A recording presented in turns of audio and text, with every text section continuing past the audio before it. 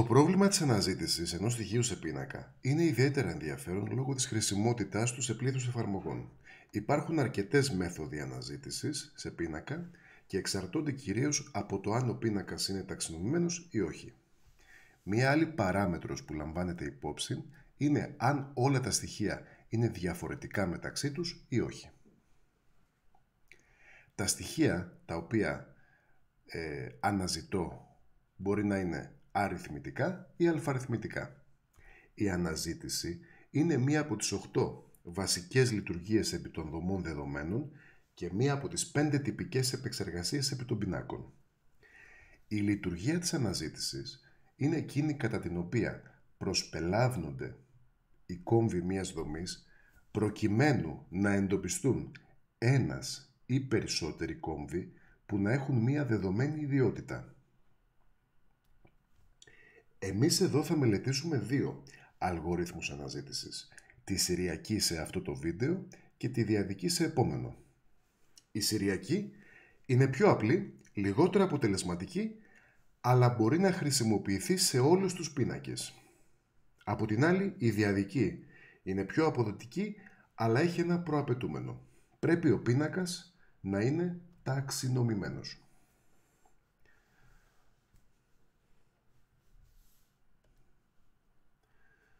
Τώρα, να πούμε ακόμα ένα θεωρητικό στοιχείο, ότι η σηριακή αναζήτηση δικαιολογείται σε 3 περιπτώσεις. Δικαιολογείται όταν ο πίνακας είναι μη ταξινομημένος, όπως προαναφέρθηκε, όταν ο πίνακας είναι μικρού μεγέθους και όταν η αναζήτηση στο συγκεκριμένο πίνακα γίνεται σπάνια.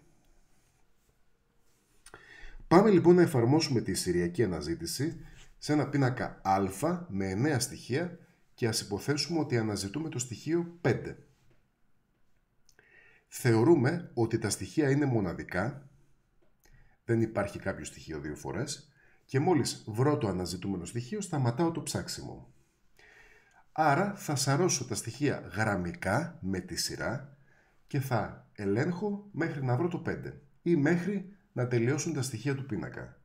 Την πρώτη φορά θα τσεκάρω το 52, το οποίο δεν είναι το 5, ούτε και το 12 είναι το 5, ούτε και το 71 είναι το 5, ούτε και το 56 είναι το 5 και μόλις βρω το 5 σταματάω και κρατάω τη θέση στην οποία βρέθηκε.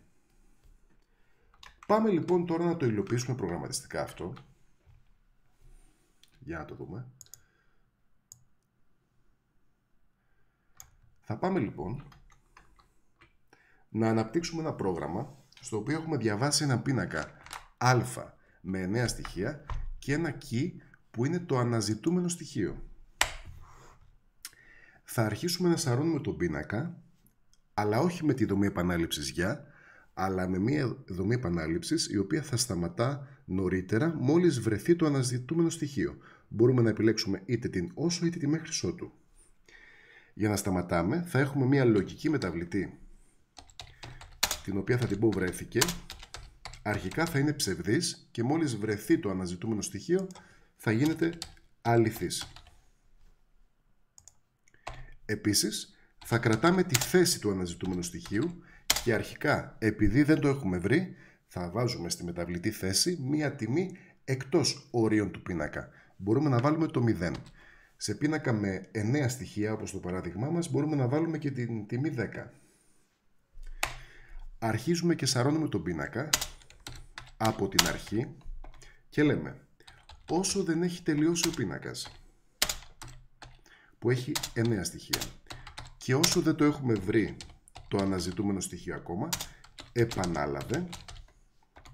Στη συνέχεια ελέγχουμε αν το βρήκαμε το αναζητούμενο στοιχείο στον πίνακα α και στην περίπτωση που το βρήκαμε πρέπει να σταματήσει το ψάξιμο, άρα η λογική μεταβλητή βρέθηκε θα γίνει αληθής, ώστε να γίνει εδώ πέρα η συνθήκη ψευδής, οπότε όσο το βρέθηκε είναι ψευδής θα συνεχίζουμε, μόλις γίνει αληθής θα σταματάμε και επειδή το βρήκαμε κρατάμε τη θέση που βρήκαμε το αναζητούμενο στοιχείο, η οποία είναι η i. Σε κάθε άλλη περίπτωση, αν δεν το έχουμε βρει, πηγαίνουμε στο παρακάτω στοιχείο του πίνακα και ψάχνουμε μέχρι να το βρούμε ή μέχρι να τελειώσουν τα στοιχεία του πίνακα, τα οποία στο παράδειγμά μας είναι 9. Μετά το πέρας αυτής της επαναληπτικής διαδικασίας, μπορούμε να δούμε αν το βρήκαμε ή αν δεν το βρήκαμε. Αν το βρήκαμε, έχουν συμβεί δύο πράγματα. Η μεταβλητή βρέθηκε, έχει πάρει την τιμή αληθής και η μεταβλητή θέση έχει πάρει μία τιμή στο κλειστό διάστημα 1,9. Οπότε, για να δηλώσουμε την έβρεση του αναζητούμενου στοιχείου, μπορούμε να πούμε αν βρέθηκε ίσον αληθής. Διαφορετικά μπορούμε να πούμε αν θέση διαφορετική από 0 που βάλαμε στην αρχή. Και αν βρέθηκε, βγάζουμε ένα κατάλληλο μήνυμα ότι βρέθηκε στη θέση, θέση. Διαφορετικά, βγάζουμε το μήνυμα ότι δεν βρέθηκε.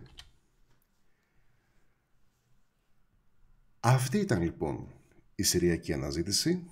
Στη συνέχεια θα δούμε δύο παραλλαγές της. Μία, όταν το αναζητούμενο στοιχείο υπάρχει πολλές φορές στον πίνακα, και άλλη μία, όταν ο πίνακας είναι ταξινομημένος και μπορούμε να εκμεταλλευτούμε τη διάταξη των στοιχείων για να σταματήσουμε νωρίτερα.